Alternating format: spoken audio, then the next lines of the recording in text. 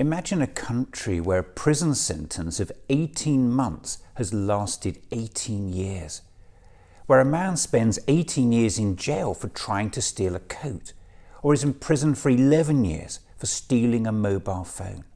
Sentences described by the UN Rapporteur for Torture as an egregious miscarriage of justice and psychological torture.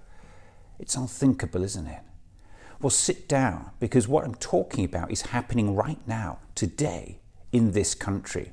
Behind these bars is a man who has been in prison for 11 years for stealing a mobile phone. Indeterminate prison terms, or IPP sentences, handed down by UK judges until they were abolished 11 years ago, still affect nearly 3,000 prisoners in England and Wales. This is one of the most scandalous stories in the British justice system in a long while. The psychological effects on the individuals would amount, in my opinion, depending on an individual assessment, to psychological torture.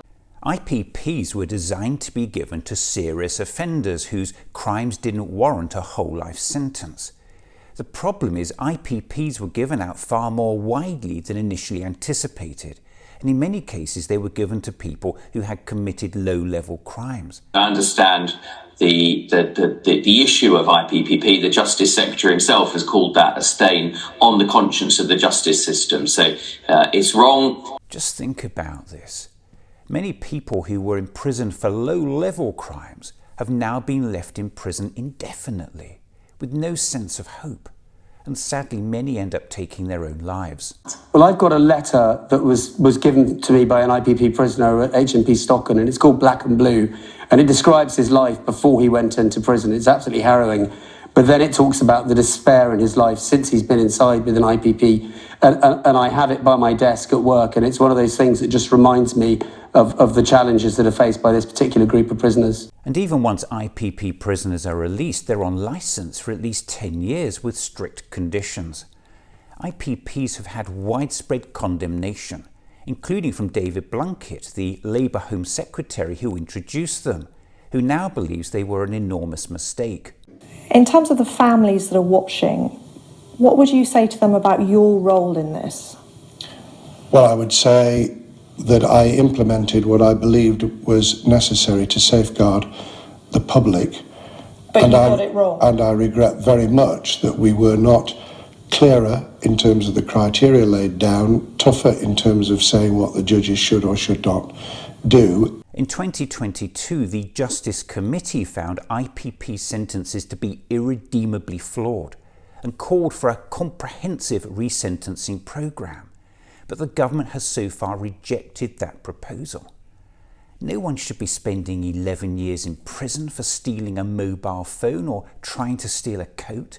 It's unthinkable. So what happens now? Well, I think it's important to recognise that Parliament itself has now abolished this sentence, so does not consider it to be a sentence that should be on the statute book.